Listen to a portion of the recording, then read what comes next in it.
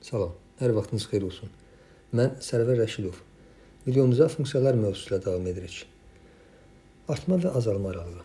Arqument böyüdükcə funksiyanın qiyməti də böyüyürsə, arqument kiçilirsə, funksiyanın qiyməti də kiçilirsə artan, əks halda azalandır. Yəni x böyüdükcə y də böyüyürsə, x kiçildikcə y də kiçilirsə funksiya artan, əks halda azalandır. Əgər fx funksiyası artan funksiyadırsa, a b-dən böyükdürsə, f a da f b-dən də böyükdür. Yəni x-in böyük qiymətinə funksiyanın böyük qiyməti uyğun gəlir. Azalan funksiyada tərsinə a b-dən böyükdürsə, f a f b-dən kiçikdir. Yəni x böyüdükcə funksiyanın qiyməti kiçik olduğuna görə x-in böyük qiymətinə funksiyanın kiçik qiyməti, x-in kiçik qiymətinə funksiyanın böyük qiyməti uyğun gəlir.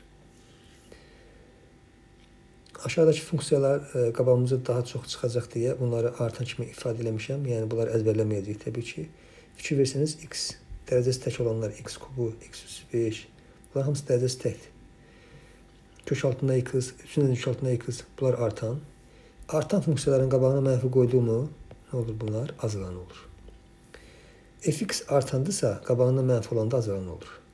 Və yaxud da bunun tərsi də doğrudur şagirdlər. Fx azalandısa qabağında mənfi olanda artan olur. Fx artandısa onun tərsi azalandır. Bunun tərsi də doğrudur. Fx azalandısa 1/fx artandır.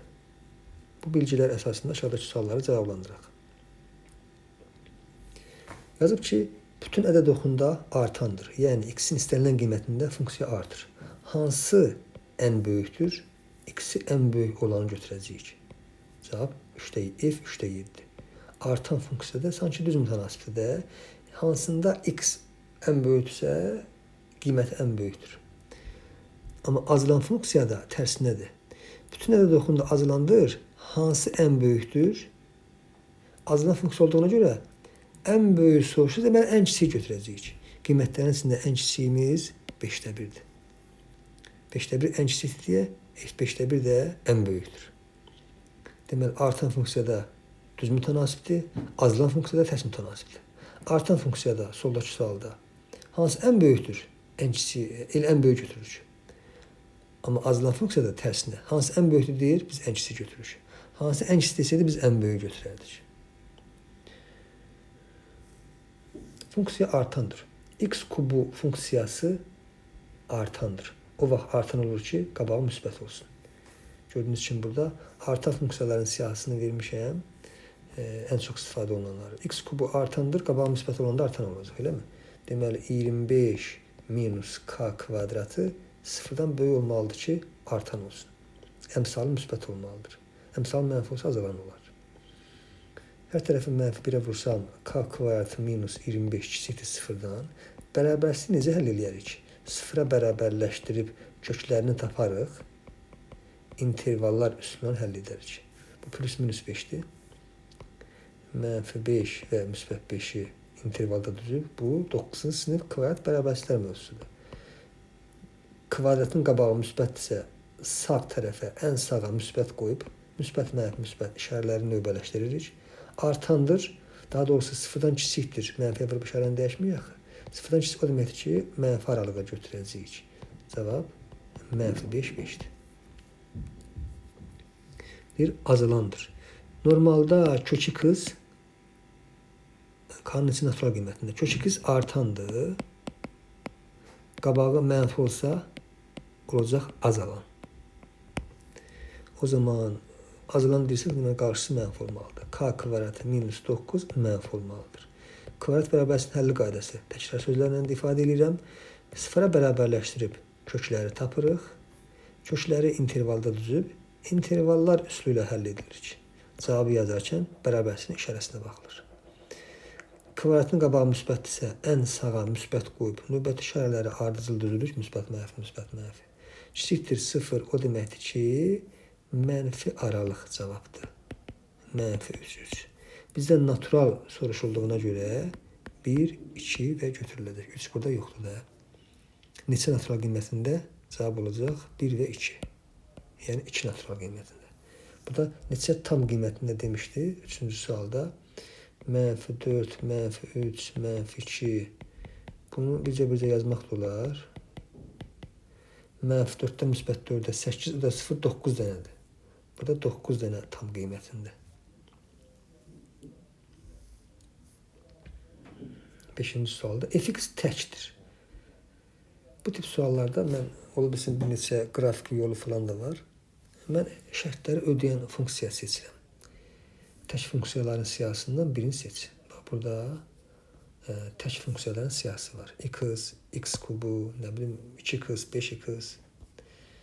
Bir dənə funksiya seçək, tək olsun, artan olsun. Misal üçün fx bərabərdir 2x. Mənfi 2x azalandır. Artan funksiyanın x artandır da, qabağı müsbət olanda artan, mənfi olanda azalandır. Düzdür? Deməli, fx bərabərdir 2x seçdik. F8-i tapmaq, F8 nə deməkdir? X-in yerinə 8 qoy deməkdir. Eləcə 2 vur 8, 16. Gətirək burada yerinə qoyaq. Fx-in yerinə 2x qoyuram. F8-in yerinə 16 qoyuram. X böyükdür bərabərdir 8 bərabərsin. Həll eləyəndə cavab olacaq 8 müsbət sonsuzluq. Şərtləri ödəyən funksiya seçirsən. Cüt funksiya seç. Fx bərabərdir x kvadratı. Kütlərin içində bir dənə funksiya seç. X kvadratı. Amma azalan olsun. 0 müsbət sonsuzluq azalan olsun. Demək qabağında mənfi qoymalıyıq ki, bu artan yox, azalan olsun. Fx mənfi x kvadratıdırsa, görürsən F4-ün yerinə nə qoyacağım? Mənfi 4-ün kvadratı, o da mənfi 16 verir. Çünki kvadrat mənfi deyil axı. Gətirib Fx-in yerinə qiymətin, F4-ün yerinə qiymətin qoysaq, Fx-in yerinə mənfi x kvadratı kiçik bərabərdir. F4-ün yerinə mənfi 16. Sağ və solu mənfi 1-ə vursam, işarə əksinə dəyişəcək. Sol tərəfə keçdim. İstənilən kvadrat bərabərliyi necə həll edilir? 0-a bərabərləşdirib kökləri tapırıq. İntervallar üsulunu həll edilir. Kiçikdən böyüyə köklər intervalda düzülür. Kvadratın qabağı müsbətdirsə, sağ tərəfə ən sağa müsbət qoyub, müsbət, mənfi, müsbət işarələr ardıcıl növbələşir və cavab yazarkən bərabərsizliyin işarənin dəyişməsi bura baxırsınız. İşarəsinə baxılır. Böyükdür olduğuna görə müsbət aralıqlar götürüləcək. Böyükdür işarəsi olduğuna görə, bu işarə olduğuna görə. Cavab olur mənfi sonsuzluq, mənfi 4. Burada bərabərlik olduğuna görə 4-lər rəhlənməlidir. 4 sonsuzluq. Gəldik dövr funksiya. Deməli, tutaq ki, elə t ədədi var ki, funksiyanın təyin oblasından götürülmüş istənilən x üçün x plus minus t də funksiyanın təyin oblasına daxildir. Yəni, üzərinə t qədər gələndə və x-dən t çıxanda yenə təyin oblasına daxil olur. Yəni, fx çıx t fx-ə bərabərdir. O da fx plus t-yə bərabərliyi ödənilir. Yəni, x-i t vaid azaltsaq da, x-i t vaid artırsaq da, verilən funksiyanın yenə özünə bərabər olur. Onda fx funksiyasına dövrü funksiya deyilir. Dövrü t-dir. Onda n vıraq t də dövrüdür. Yəni, dövrün t dəfə artırmırsan da, bir neçə t qədər artırmaq da olar. Nt ona görə deyir. Daha sadə nümunələrlə izah edəcəm sizə. Funksiyanın ən kiçik müsbət dövrünə onun əsas dövrü deyilir. Ən kiçik müsbət dövr elə əsas dövr deməkdir. Fx funksiyasının əsas dövrü t olarsa, fx funksiyası x-ini t vaid artırsaq, təzədən yenə t vaid, yəni 2t artırsaq, təzədən yenə t, yəni 3 vaid, t vaid artırsaq, bunu dəfələrlə eləsək də bərabərlik ödənilir. Hamısı bir-birinə bərabərdir. Fx funksiyasının x-i t vaid azaltsaq, yenə t vaid azaltsaq, bir neçə t vaid azaltsaq, yenə bərabərlik doğrudur. Buna deyirlər funksiyanın dövrü t-dir. Nümunə üzərində baxaq. F1 7 verilibdir. Tutaq ki, deyir, dövrü 5 olsun. Yəni, F1, yəni x-imiz 1-dir. Dövrü 5-dirsə, o 1-i 5 vaid artıranda, 5-in 2 misli 10 vaid artıranda qiymət dəyişmir. Yəni, yenə özünə qayıdır da, yenə qiyməti 7-yə qayıdır. Dövrü 7-dir. Dövrü 5-dir deyə hər 5 addımdan bir qiymət təkrarlanır, dövr edir. F1 7 verilib axı, o 1-i 5 vaid azaldanda da, 5-in 2 misli 10 vaid azaldanda da, 5-in 3 misli, 4 misli nə qədər artırsa, nə qədər azalsan, qiymət yenə 7-dir. Yəni, təkrarlanır, dövrü funksiyadır. Çünki qiymət yenə 7 olacaqdır. Yəni f-1 niyə 7-dir? Tək funksiya, tək funksiya olduğunu izah edir burada. f1 7-dirsə, f-1 -7-dir. Tək funksiyada axı mənfini qabağa verir. Funksiyanın tək funksiyadırsa mənfini qabağa verir. Xatırlayırsınızsa bundan əvvəlki başlıqda izah eləmişəm. f6 7-dirsə, f-6 -7-dir. Yəni tək funksiyada x-in işarəsi dəyişəndə qiymətin də işarəsi dəyişir. Əgər cüt funksiya desə, f(x)-ə cüt funksiya desə, tutaq ki f1 7-dirsə, f-1 də 7-dir. Cüt funksiya mənfini silir, tək funksiya mənfini qabağa verir. Arqument, yəni x-in yerindəki qiymətlər, bayaq mən f1 falan deyirəm, onu deyir. Arqument böyük ədədlərə verilir. X-in yerindəki qiymət böyük ədədlərə verildikdə dövrə bölüb alınan qalığı f(x)də yerinə qoyuruq. Yəni dövrümüz neçədirsə, həmən ədədə o dövrə bölürük. Tutaq ki f2 10 verilibdir. Suala baxaq. f2 10 verilibdir. Dövrdə 8-dir.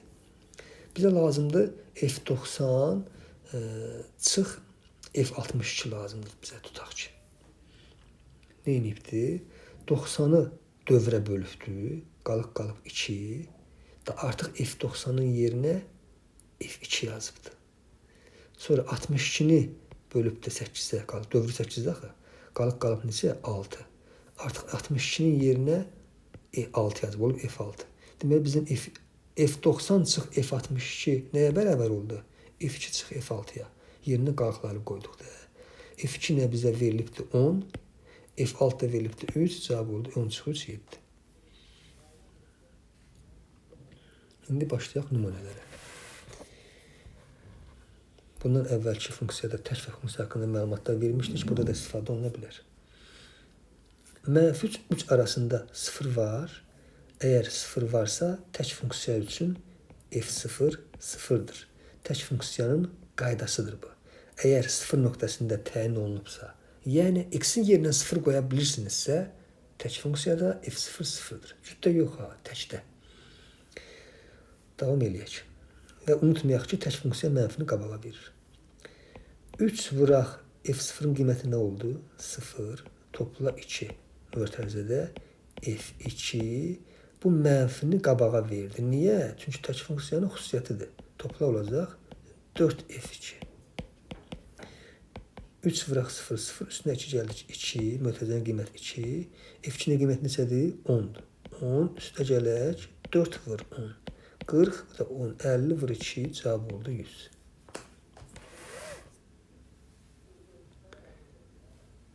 Bütün f(x) funksiyası bütün ədəd təyin olunmuş.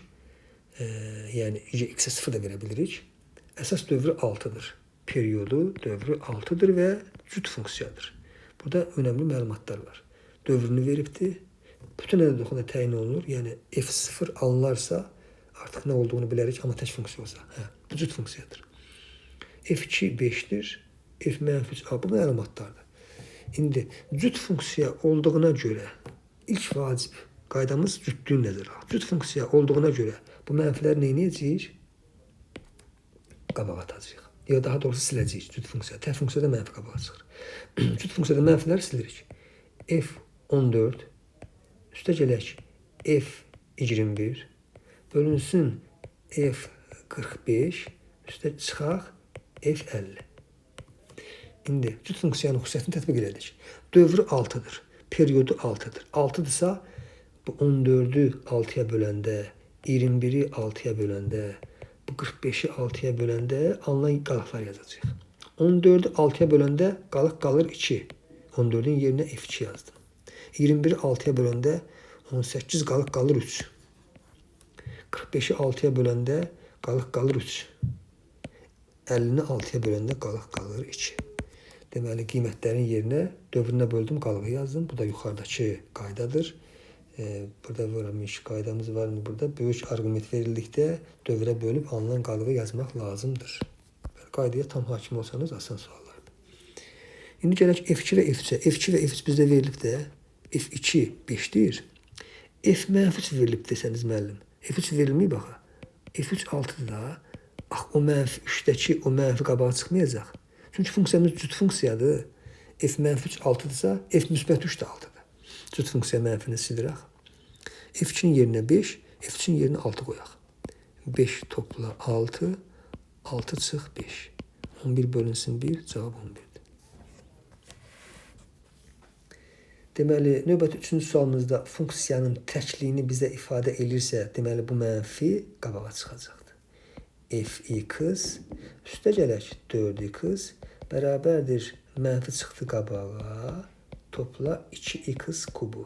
Bu mənfi fx bərabərliyin sol tərəfinə gedəndə, bu 4x də sağ tərəfinə gedəndə olacaq 2 dənə fx bərabərdir 2x kubu, 4x sağ tərəfə keçdi, minus 4x. Hər bir həddə 2-yə bölsəm, fx-i tapmış olaram. Olacaq x kubu minus 4x. 2-yə bölüldüm, 2x. Fx funksiyasını tapdıq. F3-ü soruşur. Nə deməkdir F3? X-in yerinə 3 qoy. 3-ün kubu minus 2 vur 3. 27 çıx 6, 21.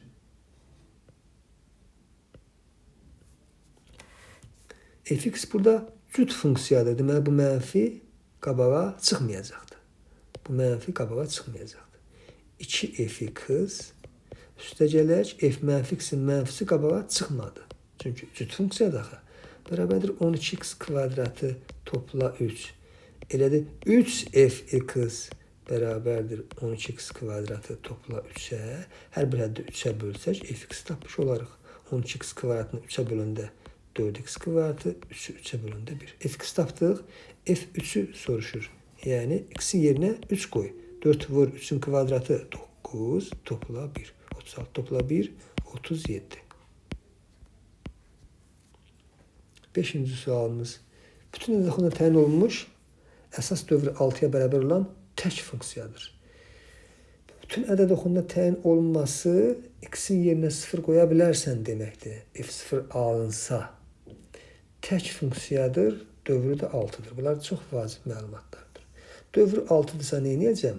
Bu 35-i 6-ya böləcəm. 18-i 6-ya böləcəm. 6-dan böyük qiymətləri 6-ya böləcəm. 2 vurulsun f. 35-i 6-ya böləndə qalıq nə qalır? Qalıq 5 qalır. F5. Minus 18-i 6-ya böləndə qalıq 0 qalır. Axı demişdim, böyük qiymətlərdə dövrə bölürsən, alınan qalığı yazırsan. F-5-də mənfi qabağa çıxır, yoxsa çıxmır? Tək funksiya olduğuna görə mənfi qabağa çıxır olur, mənfi F5. Üstə gələk 9. Tək funksiyadırsa, deməli F0 0-dır. Bütün ədəd oxunda təyin olunmuş, yəni x-ə 0 verə bilirsən, tək funksiyadırsa F0 0-dır. Bütün ədəd oxunda təyin olduğuna görə. Deməli, F0-ın yerinə 0 qoyanda 2F5 minus 0 böl mənfi F5 topla 9. 2F5-dən 0 çıxanda eləcə 2F5 qalır. Bunu mənfi F5-ə böləndə F5-lər ixtisar gedəcək. 2-ni böləcəksən mənfi 1-ə, mənfi 2 topla 9. Bu da oldu 7. Deməli, fx azalandır, artan jx. Deməli, jx artandır. Tamam, fx azalandı, jx artandı. Hx belə bir ifadənin cəminə bərabərdir. İndi biz qərar verək, hx, yəni bunların cəmi artandırmı yoxsa azalandırmı? Fx azalandısa, onda fx olacaq azalan, üstə gələk. Jx artandı, 1 böl jx tərsi azalandır. Azalanın üstünə azalan gələndə azalan eləyər də. Onda belə bir qərar verdi ki, hx azalan funksiyadır. Aydındır. Bir azalan, biri artan olsaydı qərar verə bilməzdik. Artanla artanın cəmi artandır, azalanla azalanın cəmi azalandır. İndi cəmdə fərqi yoxdur. Hansı ən böyükdür? Azalan funksiyada tərs neydi axı? Hansı ən böyükdür? Ən kiçiyi olan ən kiçik x ən böyükdür. x'in yerində duranlardan, yəni bunlardan hansı ən böyükdür? Ən kiçik olan. Deməli biz x'in içində ən kiçiyini axtarırıq. Hətta bunların da ya məxrəclərin 3, 6, 5, 4, 7 yox, sürətlərin 3, 5, 15-ə gətirirəm sürətlərini. Sürətlərini 15-ə gətirirəm. Deməli 5-ə vururam. Yox, 15-ə vururam. 15 bölünsün 45. İkincini 5'e vururum. 15 bölünsün. 5'e vurdum da 25. Üçüncünü 3'e vururum. 15 bölünsün 18. 15'e vururum. 15 bölünsün 60. Axırıncını 5'e vururam. 15 bölünsün 35. Sürətləri bərabər olan kəsrlərdən sürətləri bərabərdirsə, məxrəci böyük olan ən kiçikdir. Biz də ən kiçik x axtarırıq. Məxrəci böyük olan ən kiçikdir. Məxrəclərin içində böyük olan 60-dır. Bu da 4-də 1-dən gəlib. O zaman cavab f 4-də 1-dir. H 4-də 1-dir. Biraz qarışıq sualdır. Bloka düşmüş sualdır bu. Çətinlik səviyyəsi yüksək səviyyədə deyil. Vaxt aparan deyil. Diqqət tələb edən sualdır. Yəni fx azalandır.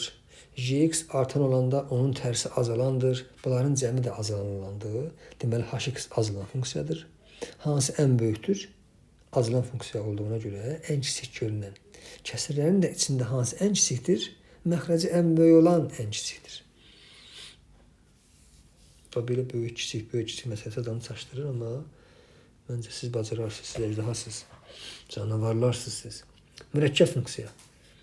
Mürəkkəb funksiya f(gx) yaxud g(fx) şəklinə yazılır. f(gx) nə deməkdir? F-dəki x-in yerinə, fx funksiyasındakı x-in yerinə gx qoyuruq. G(fx) nə deməkdir? Gx funksiyasındakı, bax bu x-in yerinə fx qoyuruq. Tamam, nümunəyə baxalım.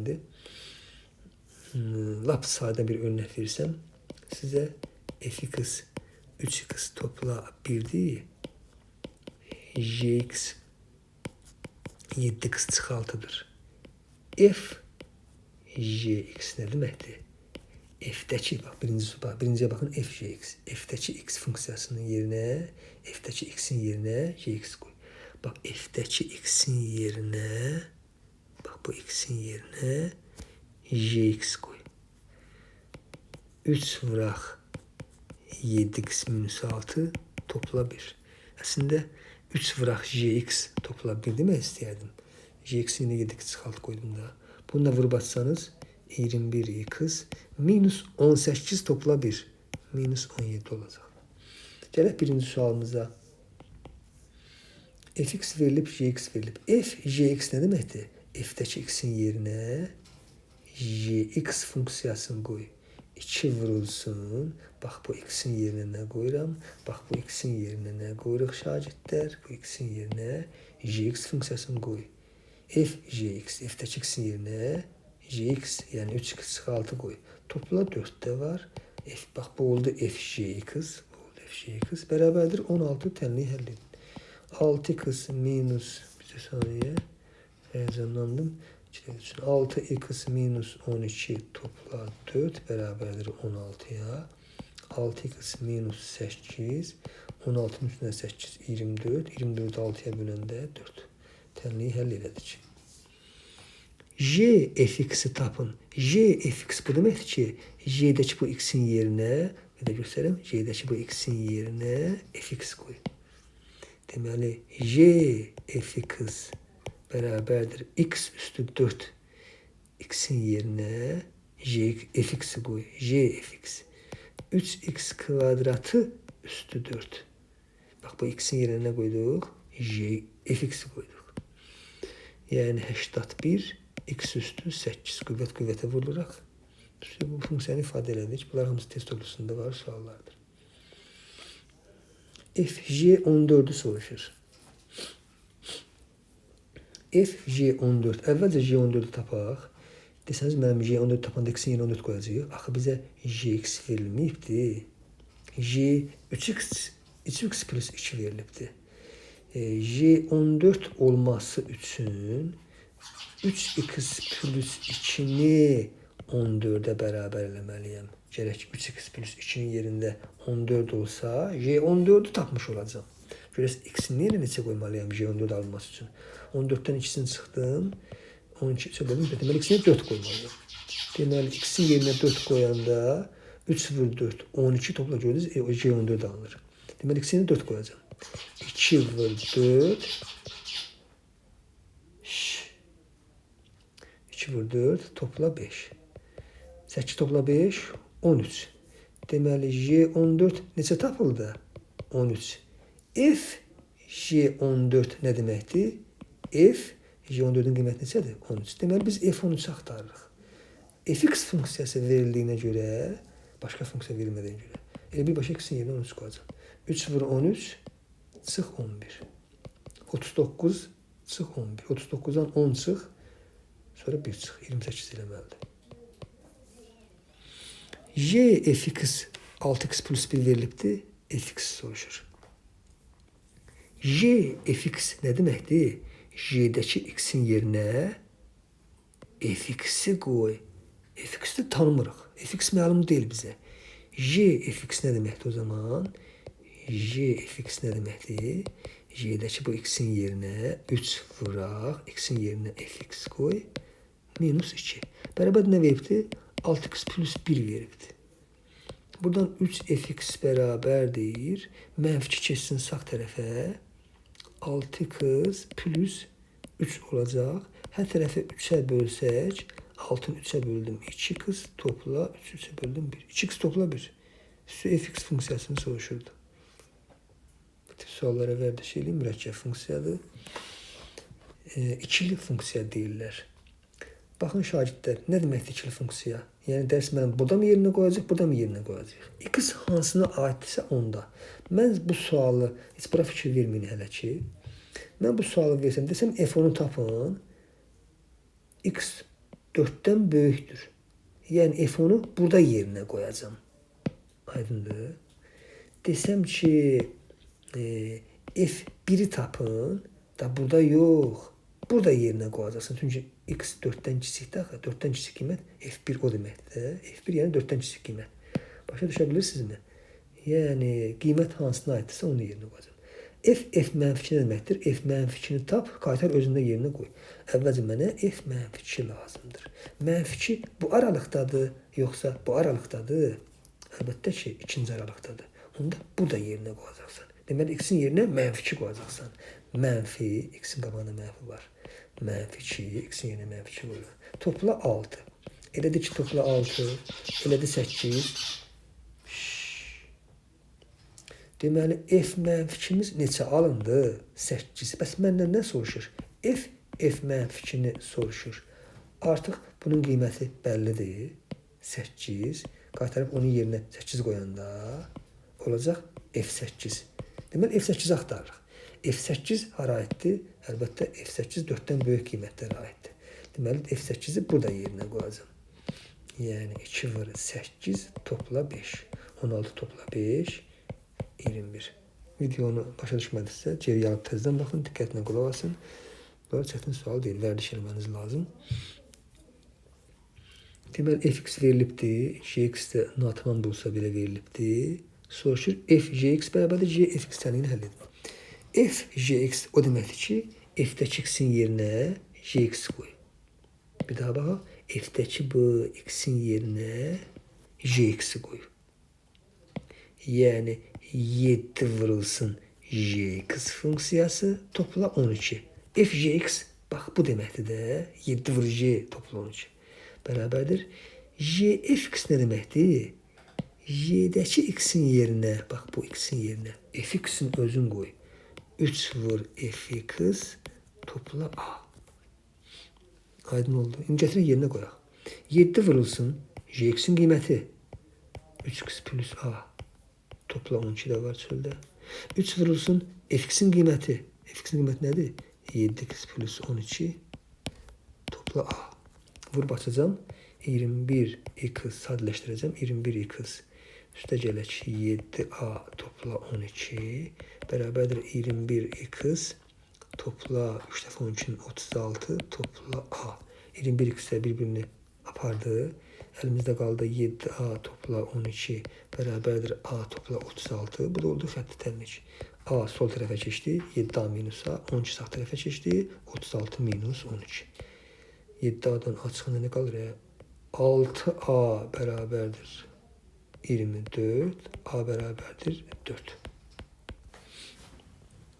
Bu da dövri funksiya. Və nəhayət tərs funksiyaya gəlib çıxmış. Tərs funksiya 10-cu sıraya keçirilir. Fx funksiyasının üçün tərs uyğunluq olan funksiyaya fx'e dönən, yəni tərsi olan funksiya deyilir. Dönən funksiya tərsi olan funksiya deyilir. Fx funksiyasının tərsi f-1 fx kimi yazılır. Daha sonra qeyd düşür ki, fx funksiyasının təyin oblasti tərs funksiyasının qiymətlər çoxluğudur. Fx funksiyasının qiymətlər çoxluğu tərs funksiyasının təyin oblastıdır və əksinə. Yəni bir funksiyanın təyin oblasti tərsinin qiymətlər çoxluğudur. Və fx funksiyasının qiymətlər çoxluğu tərs funksiyasının təyin oblastıdır.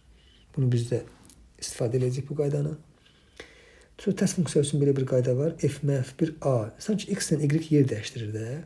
f-1a b-yə bərabərdirsə, buradakı a ilə b-nin yerini dəyişəndə artıq -1 silinir. f-b a-ya bərabərdir. Və ya f-a b-yə bərabərdirsə, tərsində f-1 b a-ya bərabərdir. Nə deməkdir? f2 verilib tutaq ki, 7. Tərsində f-1 tərs deməkdir. Tərsində f7 2'dir. Aydın olur. Və yaxud da tərsi verilibdir. Tərsində f5, tərsində f5 10 verilibdir. Onda özündə f10 5'dir. Aydın bu hadisələr, bu iki hadisə onu ifadə edir. Yadda saxla, qarşılıqlı tərs funksiyaların qrafiki y bərabər x sürəti nəzərən simmetrikdir. Məsəl üçün, üslü funksiyanın loqaritmi funksiya y bərabər x nəzərən simmetrikdir. Tərs funksiyaların qrafikləri y bərabər x nəzərən simmetrikdir. Bu bilgi istifadə olunar blok tipli suallarda. Açar söz nəyə aiddir? Funksiyanın tərsi olan funksiyanı tapmaq üçün bərabərliyin sağ və sol tərəfində x və y-in yerini dəyişdirib y-i tapmaq lazımdır. Ən çox istifadə olunan elə bu qaydadır. Funksiyanın tərsini tapmaq üçün sol və sağda x və y-in yerini dəyişdirib y-i tapmaq lazımdır. Bu tapdığımız y ilə fx funksiyanının tərsidir. Kəsr xətti funksiyanı düsturla öyrənə bilərsiniz, amma bunu praktik üsulla da öyrədəcəm sizə. Yəni ax topla b, cx topla d. Kəsr funksiyasında deyir ki, onun tərsini tapmaq üçün d ilə a-nın yeri və işarəsi dəyişir. Bu aşağıdakı d ilə yuxarıdakı x ilə misalı a-nın həm yeri dəyişir, həm də işarələri dəyişir. Yəni buna aid sualları həm düsturla işləyərəm, həm də praktik üsulla. Görək sizə hansı rahat olar. Bax, elə bu sualımız bu tip suala aiddir. Sürətdə də dəyişən var, mərkəzdə də dəyişən var. Deməli, bu kəsr rasional funksiyadır. Rasional kəsr şəklində göstərilmiş funksiyadır. Bunun tərsini necə tapacağıq? D ilə A-nın yeri dəyişir. A-nın yerində 2 durubdur. D-nin yerində 4 durubdur. Onda bu birbaşa düsturla eləsək, bu düsturla eləsək, bu funksiyanın tərsi D ilə A-nın yerini dəyiş, sonra işarəsini dəyiş. Deməli, 4x çıx 5, 6x plus a, həm yerin həm işarəsini dəyişsək, -4x minus 5 olacaqdır. 6x plus 2 yox, minus 2 olacaqdır. D ilə a-nın yerini də dəyişdim, işarəsini də dəyişdim. İndi sürətlə məxrəci mənfiyə vurub yerində başqa cavab da verə bilər. Misal üçün, bu cavabı 4x plus 5 bölünsün 2 çıx 6x sürətlə məxrəci mənfi 1-ə vurub da verə bilər. Belə də saxlaya da bilər. Hər ikisi doğru cavabdır. İndi gələk praktik usul. Tutaq ki, dərs mən bu düstur əzbərləmək istəmirəm. Praktik usul hər zaman keçərlidir. Funksiyanın tərsini tapmaq üçün x-lə y-in yerini dəyişdirib y-i tapmaq lazımdır. İndi gələk bizim sualımıza. Fx elə y deməkdir. Gəl x-lə y-in yerini dəyişdirək. Deməli, x bərabərdir 2y minus 5. Bu qayda bütün hallarda keçərlidir. Bölünsün 6y plus 4. X ilə y-in yerini dəyişmək nə deməkdir? Harda y gördün, yerinə x qoysan, harda x gördün, yerinə y qoysan. X ilə y-in yerini dəyişəndən sonra məqsədimiz y-i tapmaq lazımdır deyir. Bunun məxrəcində 1 var. Çarpaz vursaq 6xy topla 4x bərabərdir 2y minus 5. Məqsədimiz y-i tapmaq olduğuna görə y-ləri bir tərəfə yığırıq. 6xy minus 2y mənfi 5. Bu 4x'i sağ tərəfə keçirəm. Mənfi 4x minus 5. Məqsədimiz y-i tapmaqdır deyə y-i ortaq vuruq çıxardıram. Onda qalacaq 6x minus 2 mi? Bərabərdir mənfi 4x minus 5. Buradan y-i tapmaq üçün nə etməliyəm? Niyə y-i tapıram? Qayda elədir. Mənfi 4x minus 5-i bölürəm. Y-in əmsalına 6x çıx 2. Gördüyünüz kimi eyni cavab alındı. Deməli, funksiyanın tərsini tapmaq üçün x-lə y-in yerini dəyişdirib y-i tapmaq lazımdır. Fx elə y deməkdir. Gəl bunu nə ilə gedək? Elə öz qaydamızla gedək. Funksiyanın tərsini tapmaq üçün x-lə y-in yerini dəyişdirib y-i tapmaq lazımdır. Harda y gördün, yerinə x qoy. 3 bölünsün, harda x gördün, yerinə y qoy. Topla 1. Deməli, bunun məxrəcində bəlkə belə eləyək. Sadəcə orta məxrəci gətirək sağ tərəf. Sağ tərəf y minus 3. Yəni bunu sağ tərəfə gətirəndə, orta məxrəci gətirəndə y minus 3. 3 üstə gələk. Bu 1-ə vurulacaq da, eləmi? Y minus 3. 3-lər də gedəcək. Y bölünsün. Y minus 3. Yəni son nəticə olaraq x bərabərdir y bölünsün. Y minus 3 qalacaq. Bu x-in məxrəcində 1 var. Çarpaz vururam. X, y minus 3x bərabərdir. Y də 1-ə vurulur, y olur. Məqsəd y-i tapmaq olduğuna görə y-ləri sol tərəfə yığıram. Bərabər 3x də sağ tərəfə keçir. Y-ləri bir tərəfə yığıram və y-i ortaq vuruq çıxardıram ki, məqsədimiz y-i tapmaqdır. X minus 1 bərabərdir 3x-ə. Buradan y bərabərdir 3x bölünsün x minus 1. Bu verilmiş funksiyanın tərsidir. Funksiyanın tərsini tapmaq öyrəndikmi? İstənilən funksiyada funksiyanın tərsini tapmaq üçün x-dən y-in yerini dəyişdirib y-i tapmaq lazımdır. Şəriətdə blok tipli suallara sala bilərlər. Bəzən belə bir sual sala bilərlər. Topluda və güvəndə buna sual görməmişəm. Mən sizə öyrədim ki, bəlkə lazım oldu. Funksiyanın tərsini tapın. Burada şəritlər tam kvadrat ayırandan sonra tapmaq olur. Müəyyən aralıqda funksiyanın tərsini tapan deyəcək. Tutaq ki, 3 müsbət sonsuzluq və ya mənfi sonsuzluq 3 aralığında deyəcək. Siz ona fikir verməyin. Belə funksiyanın tərsini tapmaq üçün x-lə y-in yerini dəyişdirib y-i tapacağıq. Qayda həmən qaydadır. Sadəcə bizə biraz çətin gələ bilər. Gəl bu funksiyanın tərsini tapmaq öyrədim sizə. X-in yerinə y qoydum. Y-in yerinə x qoydum. Y kvadratı çıx 6y üstə gələk 20. Gördüyünüz kimi burada sırf y tapmaq olmur. Sağ tərəfdə y kvadratı çıx 6y topla 9 olsaydı nə olardı? Tam açılış olardı mı? Topla 11 olsa da 20-yə bərabərlik yaranır. Bu oldu mu y minus 3-ün kvadratı topla 11. Məqsədimiz y tapmaqda axı, funksiyanın tərsini tapmaq üçün x-dən y-in yerini dəyişdirib y-i tapmaq lazımdır. Beynimizdə y minus 3-ün kvadratı qalsın yerində 11-i sol tərəfə keçdəndə x minus 11 olacaqmı? Məqsədimiz nəyə tapmaqdır? Y-i tapmaq lazım. Hər tərəfdən kök alsam, plus minus əslində x minus 11-də kök altında. Müəyyən aralıq verdiyinə görə daha artıq plus minus yazmıram. Y bərabərdir. Əslində dəqiqliyə gəlsə plus minus yazmalıyam. Plus minus kökdə x minus 11 topla 3. Aydındır. Bax, belə bir şeydir. Mənfi sonsuzluq aralığında versə, bunun mənfisini götürsən, müsbət sonsuzluq desə, qabaqda x minus 11 topla 3 kökün altında. Bu formada belə suallar da ola bilər. Topludakı suallar hamısı buna və xətti funksiya uyğun qurulubdur deyə birdən deyirəm, imtahanda görüb həyəcanlanarsınız da. Bayaq nə öyrətmişdi bildim? Tərsində A-nın qiyməti B-yə bərabərdirsə, özündə FB A-ya bərabərdir. Siz bu funksiyanın tərsini tapıb yerinə yetmiş qoymaqdansa daha gözəl bir fantastik yer öyrədim sizə. F-1 70-in qiymətini soruşur. F-1 70-in qiyməti nəyə bərabərdir bilmirəm. Tutaq ki, bir tanımadığımız bir a'ya bərabərdir. Elə tərsində 70 qoyanda a'ya bərabərdirsə, özündə onda a qoyanda 70'e bərabər olacaq. Düzdürmü? Qaydaya görə. Məqsədimiz a-nı tapmaq deyil, onda özündə a qoyaq, funksiyanın özündə a qoyaq, 70'e bərabərləyək. 6 üstə gələk, 2 üstündə a minus 1, x'in yerinə a minus 1, f a nə deməkdir? X'in yerinə a qoy deməkdir. Bərabərdir 70'e.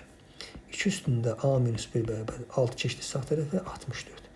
64 necə yazıram? 2 üstü 6 kimi. 2'lər atıldı, a çıxıb 1 bərabərdir. 6'ya a bərabərdir 7'ye. Fantastik. Görürsən? Fantastik. İndi bu funksiyanın tərsini veribdir. Biz fx tapmaq çətin məsələdir. Yəni nə bilək hansı funksiyanın tərsi 2x çıxır 4 bölünsün 7 eləyir. Dirəşib tapmaq olar, belə nə lazımdır dirəşmək? Bəzən dirəşmək səmərəli olmur. Biz nə demişdik? Özündə a qiyməti b-yə bərabərdirsə, tərsində b qiyməti a-ya bərabərdir. F8'i soruşmur, F8'in qiymətini soruşur. Tutaq ki, hər hansı bir a ədədinə bərabərdir. Özündə F8 a-dırsa, tərsində f-a da 8'dir də, tərsində x-in yerinə a qoysam çıxacaqmı? f-1 x verir, bax bizə. Onda tərsində x-in yerinə a qoysam, f-1 a bərabərdir. 2a minus 4 bölünsün 7. Çünki tərsi verilibdir zaten. Bərabərində verilibdir 8'e. 2a çıxıb 4 bərabərdir. 7 8'in 56. Düzdür deyim. 2a bərabərdir. 56'ın üstünə 4 60. A bərabərdir 30. Qəşəng. Davam edirik. Şagird bərabər davam edirik. Bizə fx funksiyasının qrafiki verilibdir, yaxşı. Amma bizə deyir ki, fx funksiyasının tərs funksiyası gx-dir. Yəni gx də bunun tərsidir. Madəm fx funksiyasının qrafiki verilibdir, görək bu qrafikdə nə görürük? Bu qrafikdə görürəm ki, bax bu 2 nöqtəsinin koordinatları 2, 0'dır. Axı absisonun üzərindədir. F2 0'a bərabərdir. Bu 6 nöqtəsi var. Bu nöqtənin koordinatları 0, 6'dır. Bu deməkdir ki, F0 6'ya bərabərdir. Yaxşı. F0 6'ya bərabərdir. Madem J də bunun tərsidir, F2 0'dırsa, J0 2'dir. Axı, J bunun tərsidir. F0 6'dırsa, J6 0'dır. Da f-1 demirik də j ilə deyirik. Axı, j bunun tərsidir. Bizdə isə j k çıx 3 0'dır. J k çıx 3 0'dır. Bunları sizcə qarşılaşdırsanız nə düşünərsiniz? J 6 0'dırsa, j k çıx 3 0'dırsa, deməli k çıx 3 6'ya bərabərdir ki, qiyməti 0 olub da, deməli k da 9'dur. Da öbürsünə ehtiyac qalmadı, k-nı tapdıq. Aydındır. Fx funksiyasının qrafiki verilibdir. -3 nöqtəsinin koordinatları -3 0'dır. Bu nə deməkdir? F-3 0'a bərabər deməkdir. Qrafik əsasən bu 3 nöqtəsinin koordinatları 0, 3'dür. Bunun mənası nə deməkdir? F0 y-in qiyməti 3'dür. Bu nöqtənin koordinatları F4 5'dir. Bu nöqtənin koordinatları F5 6 deməkdir. Bunları qrafik əsasən yazdıq. Deyir ki, gx də bunun tərsidir. Madem gx bunun tərsidir, f-3 0'dırsa, j0 yeri dəyişəcək, -3'dür. f0 3'dürsə, j3 0'dır. f4 5'dirsə, j5 4'dür. f5 6'dırsa, j6 5'dir. Bax, bu tərs funksiyanın qaydasına görə yazıldı. Hansı tərs funksiyanın qaydasıdır? Dedik ki, f-a b-dirsə, tərsində f-1 b-nin a-nın yeri dəyişir. Burada da j bunun tərsi deyildi deyə, j ilə yazanda elə bir ki, a-nın b-nin yerini dəyişir. Gələk sualımıza. Sualımıza gəlirik. f0 bizdə var. 3. Üstə gələk. j0 bizdə var. S0 bizdə var idi. j0 bizdə var. -3. Üstə gələk j5. j5 bizdə var. 4'dür. -3 müsbət getdi. Sualın qiyməti oldu 4. Deməli, bu belə tərs funksiya getdi, tamam. Gəldi funksiyaların qarşılıqlı vəziyyəti. İki funksiyanın kəsişmə nöqtəsini tapmaq üçün bu funksiyalar mövzusunun axırıncı başlığıdır. Kitabın mən şagirdlər qayda kitabının test toplusundakı qayda mövzuların ardıcıllığına uyğun olaraq yazmağa çalışmışam, bacardığım qədər. İki funksiyanın kəsişməsini tapmaq üçün y-ləri bir-birinə bərabərləşdirib x-i tapmaq lazımdır. X-in qiymətini hər iki funksiyada yerinə qoyub y-lərin bərabərliyini yoxlayırıq. Demək, iki funksiyanın kəsişməsini tapmaq üçün nə edirik? Y-ləri bir-birinə bərabərləşdirmək lazımdır. Bu funksiyanın y-ilə o funksiyanın y-i onların kəsişməsini tapmaq deməkdir. Bu funksiyanın y-in qiyməti ilə bu funksiyanın y-in qiymətini bərabərləşdirsək, kəsişməni tapa bilərik. -4x topla 7 bərabərdir -x minus 2. -4x üstə gələk x. Sol tərəfə keçdi x. -2 7 də sağ tərəfə keçdi. -3x bərabərdir -9-dan. -9-u -ə böləndə x tapılır 3. -ə bölən müsbət verir axı. Biz də axırda deyir ki, x-in qiymətini hər iki funksiyada yerinə qoyub y-lərin bərabərliyini yoxlamaq lazımdır. Deyir ki, yəni x-in yerinə 3 qoy, olacaq -12 topla 7. Elədi -5 deyir, bundan bitmə, bundan deyir qutarma, burada da yerinə qoy. -3 çıx 2. Hər ikisində -5 alındı, deməli y -5-dir, gərək hər ikisində alınsın. Bu onu demək istəyir qayda. Kəsmə nöqtəsinin koordinatları 3 -5-dir. Koordinatlarını soruşurdu. İki funksiyanın bərabərliyini tapmaq üçün bu funksiyanın y-nin qiymətini bu funksiyanın y-nin qiymətini bərabərləşdirmək lazımdır. Yəni 4x topla 9 bərabərdir x minus 3. Bərabərliyin sol və sağını kvarta yüksəldəndə kök itəcək, sağ tərəfdə kvarta yüksəldəndə belə bir şey alınacaqdır. Bunların hamısını sağa yıxsaq, bu arada 9'lar gedir.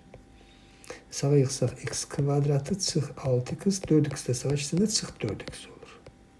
X kvadratı minus 10x olur. Sərbəst hədd olmayan bütün kvadrat tənliklərdə ortaq fruq çıxartmaqla həll edirik. X-i ortaq fruq çıxarırsan, hasil formasında göstərəndə hasil sıfıra bərabərdirsə, hər bir fruq sıfıra bərabərləşdir. Təkrar deyirəm, deyir x-in qiymətini hər iki funksiyada yerinə qoyub y-lərin bərabərliyini yoxlamaq lazımdır. Başa düşə bilirsinizmi? Yoxlamalıyıq deyir. X-in yerinə 0 qoyanda 0 topla 9. Kökdə 9-dan nə çıxacaq? 3. Burada x-in yerinə 0 qoyanda alınacaq -3. Bax, burada y 3 alındı, burada -3 alındı. Kəsişmədi də bunlar, hə? Deməli, bu x-in yerinə 0 qoyanda kəsişmədi. X bərabərdir 0-da kəsişmir. Yəni, bir-birinə bərabər olmur. Biri 3 alınır, biri -3 alınır. Aydın olur, x-in yerinə 0 qoyanda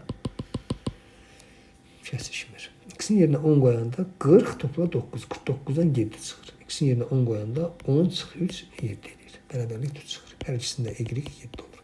Kəsişmə ona görə 17 götürülür. 0, 7 götürülmür. 0, nə bilim, 3 götürülmür. Üçüncü sualımız deyir ki, bu funksiya və bu funksiyanın düz xətlərinin kəsişmə nöqtəsi x oxu üzərindədir. Madəm bunlar x oxu üzərində kəsişirlərsə, x-in üzərində kəsişirlərsə, deməli y hər ikisində 0-dır. Axı, bunlar x-in üzərində kəsişirlər. Deməli, y-ləri yoxdur da. Yəni, belə bir şey görsel formalaşdırsam, bax, bu x oxudur, bu y oxudur. X-in üzərində kəsişirlərsə, bu kəsişmə nöqtəsində y nədir? 0-dır. Aydındır. 2 dənə qrafik x-in üzərində kəsişirlərsə, deməli, y iştirak eləmir orada. Yəni, y-in yerinə 0 qoyacam hər iki funksiyada. Y-in yerinə 0 qoyanda bu 0-a gedəcəkmi? 2 çıx mx bərabərdir 6 qalacaq. Burada y-in yerinə 0 qoyanda şagirdlər bu hasil gedəcəkmi 0-a? Qalacaq 3mx bərabərdir -2-yə. Buradan x-ləri bərabərləşdirəcəm. Axı, x-in üzərində kəsişirlərsə, deməli, hər ikisinin x-i eynidir, y-lər də 0-dır da. Buradan x bərabərdir 6 bölünsün 2 çıxım. Buradan x bərabərdir -2 bölünsün 3-üm. Bu funksiyanın x-inin o bir funksiyanın x-ləri niyə bərabərdir? Çünki kəsişirlər. Kəsişmə nöqtəsində x-in üzərində kəsişirlər. X-ləri ortaqdır. Bərabərləşdirirəm. 6 bölünsün 2 çıxım. -2 bölünsün 3-üm.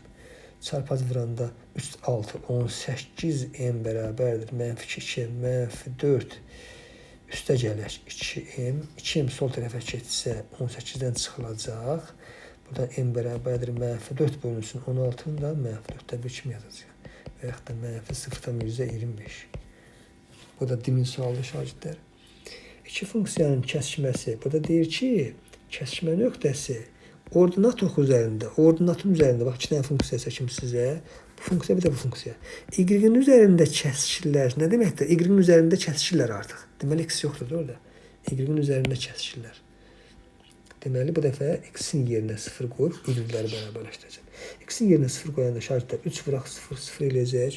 -4 vuraq 0 0 eləyəcək. Qalacaq y bərabərdir 2a kvadratı çıx 3a topla 6. Bu da y bərabərdir 3a kvadratı çıx 4a. Aydın oldu. Bərabərləşdirilmiş. Y-in üzərində kəsişirlərsə deməli y-lər bərabərdir. 3a kvadratı çıx 4a bərabərdir. 2a kvadratı çıx 3a topla 6. Sol tərəfə keçsəm 3a kvadratından 2a kvadratını çıxacam. -4a topla 3a -a olacaq. 6 da sol tərəfə keçəcək. Viyyət teoreminə görə kökləri cəmi ikinci əmsalın əksinə, kökləri hasili sərbəst həddə bərabərdir. O da 3 nəyin -2-dir. A-nın hansı qiymətlərindən soruşur deyə hər ikisi doğru cavabdır. Və nəhayət sonunda qaydamızda deyir ki, kəsr rasional şəklində olan funksiyanın qiymətlər çoxluğu mənfi sonsuzluq A bölgü müsbət sonsuzluqdur. Şərt bu qaydanı əslində hara qoymağa yer tapmadım. İstənilən funksiyanın qiymətlər çoxluğu funksiyanın növünə görə tapılır. Məsəl üçün, xətti funksiyanın qiymətlər çoxluğu hər şeydir, mənfi müsbət sonsuzluqdur. Parabolun qiymətlər çoxluğu A-nın işarəsinə görədir. A müsbətdirsə, n müsbət sonsuzluq, A mənfidirsə, mənfi sonsuzluq n. Yəni funksiyanın növünə görə tapırıq. Kəsr rasional funksiyanın qiymətlər çoxluğu əslində bu düsturdan tapa bilərsiniz. İstəsəniz sizə, əgər istəmirsinizsə tez videonu dayandırıb kinoya baxa bilərsiniz. İstəsəniz sizə bir dənə sual verib düsturdan işləyə bilərəm.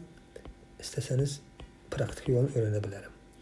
Tutaq ki, y bərabərdir 3x topla 5 bölünsün x çıx 6. Yuxarıdakı x-in əmsalı A-dır, aşağıdakı x-in əmsalı C-dir. Yuxarıdakı x-in əmsalı, yəni A 3-dür, aşağıdakı x-in əmsalı, yəni C 1-dir. Cavab olacaq y bərabərdir, yəni qiymətlər çoxluğu mənfi sonsuzluq A bölü C, yəni 3, birləşsin 3 sonsuzluq. Bu bizim əzbər yolumuz. Amma desəm mən bu qaydanı mən öyrənə bilmərəm, çox mürəkkəbdir, mənə praktik yol öyrət. Belə bir yol var. Bayaq qaydada dedik ki, tərs funksiyanın qaydasında dedik ki, funksiyanın qiymətlər çoxluğu tərsinin təyin oblastı ilə eynidir. Funksiyanın təyin oblastı tərsinin qiymətlər çoxluğu ilə eynidir. Bu funksiyanın qiymətlər çoxluğunu tapmaq üçün tərsinin təyin oblastını tapmalıyam. Aydındır mı? Tərsinin təyin oblastını tapmalıyam. Bəs tərsinin, söhbət bundan gedir də indi.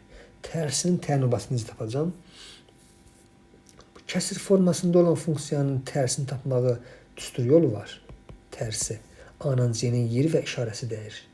A-nın C-nin yeri və işarəsini dəyiş. Yerini dəyiş, -6 gedəcək ora 6 kimi, işarəsi də dəyişəcək.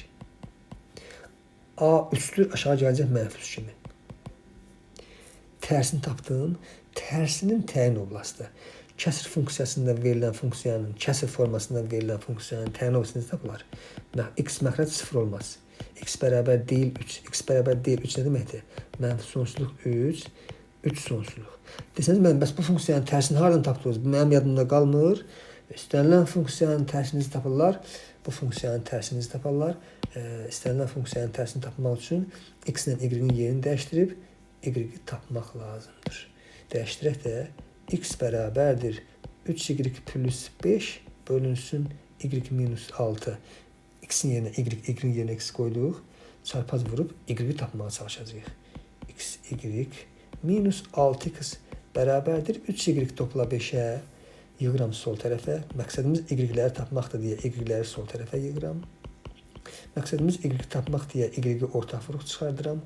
Hardasa mexanik səhv eləmişəmmi? X, y çıx 6x, 3y topla 5. X, y çıx, 3y bu tərəfə keçəndə, 3y bu tərəfə keçəndə minus 3y olmalıdır. Y ortaq vuruq çıxardığında x minus 3. Buradan y-i tapmaq, funksiyanın tərsini tapmaq deməkdir. X-dən y-in yerini dəyişdirəndən sonra funksiyanın tərsini tapdıq. Bu, verilmiş funksiyanın tərsidir. Bizə verilən funksiyanın tərsinin təyin oblastı, özünün qiymətlər oblastı. Təyin oblastı, x çıx 3 bərabər deyil 0-a. X bərabər deyil 3 nə deməkdir? Mənfi sonsuzluq 3, 3 müsbət sonsuzluq. Tərsinin təyin oblasını tapdım. Tərsinin təyin oblasını tapanda özünün qiymətli oblasını tapıram. Tərsinin təyin oblasıdır, özünün qiymətli oblasıdır. Belə bir sualla blok imtahanında qarşılaşa bilərsiniz, hörmətli izləyicilərimiz.